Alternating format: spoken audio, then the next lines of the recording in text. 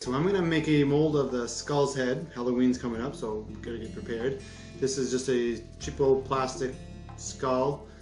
It's hollow, so what I did to make the mold is I actually drilled a hole in this and I poured water in it. Usually I'd use sand, but I didn't have any sand available, so I poured water, stuck a little clay on it to hold it in, two little spots that there was holes in it, and I just put a piece of tape on it just in case. So now I'm going to put that into a mold box, which in this case is a Tupperware container, and I'm going to set that in place, and that's all I have to do for preparation for right now. I melted the ComposiMold in a double boiler because I had a whole bunch of it, and I just heated it, and used about 6 pounds of it for this mold. Because I was going to use a spray foam for my casting material, I knew I didn't have to be really specific in my details, so I didn't even use a mold release or the bubble buster in this particular case. Those can help to reduce the bubbles from adhering to the part, and they come up off of it, so that could be useful. So after about 4 or 5 hours of cooling, the mold is ready, and then I slowly peeled it out of the mold box.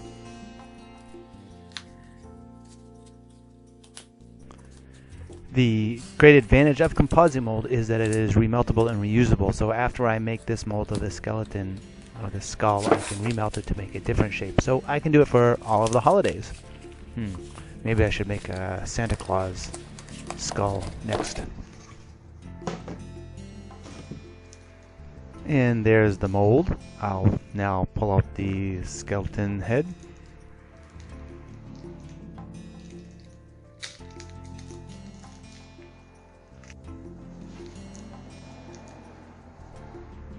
I use a regular kitchen knife to cut down the size of the ComposiMold so that the skeleton can come out. This will be more useful when I'm doing the casting so that the foam can come out without me having to squeeze it and deform the casting material. So I don't make it into a 2-part mold. This is sort of like a 1.5 part mold. I cut down the edges of it, and that'll show a parting line on it, but it usually won't be a big deal. And if I wanted to, I could take a heat gun and melt that area back together again. But in this case, I didn't need to do that.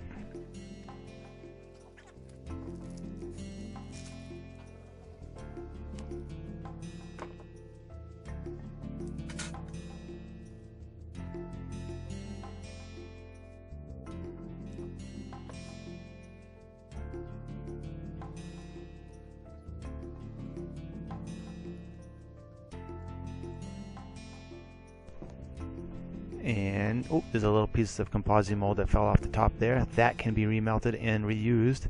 And there's the mold of the skeleton head. We are set to go.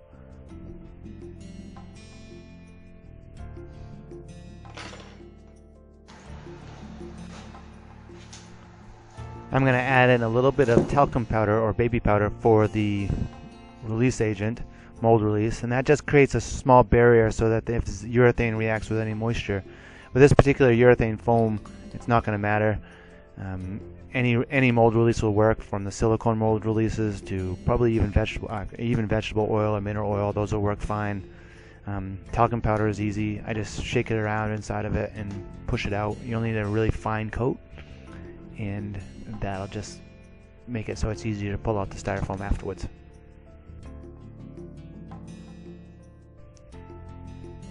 And here's the Great Stuff Pro gap filler foam that I'm using to fill up the mold. It won't give a really clean surface, but I suspect if we took a gloved hand and we went into the surface of it, we could separate that foam right on the surface. I haven't tried that yet, but right now I'm just spraying it in gently. Make sure all the crevices are filled as much as I can. And remember that the foam will expand. You'll see it expands out the top here after it gives some time to cure. I was pleasantly surprised at how easy this stuff was to use and how easy it was to fill up the mold. It was a lot of fun. I was also a little bit worried about the heat created from this, but there really isn't any heat created from this foam, so it was really nice to work with the ComposiMold.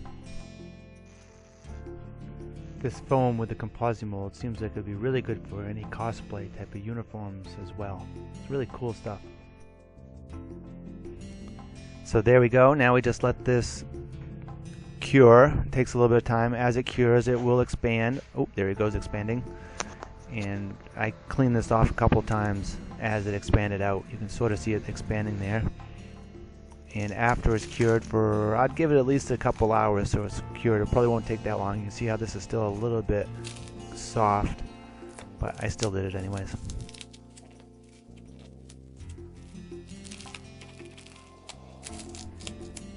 And I'm peeling the ComposiMold away from the styrofoam. Just like if you're doing like a chocolate or something really flexible, you want to pull the ComposiMold away so you're not actually damaging the actual casting itself.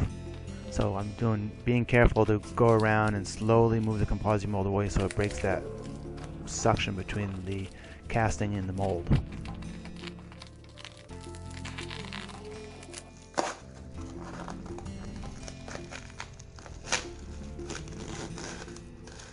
And there we go.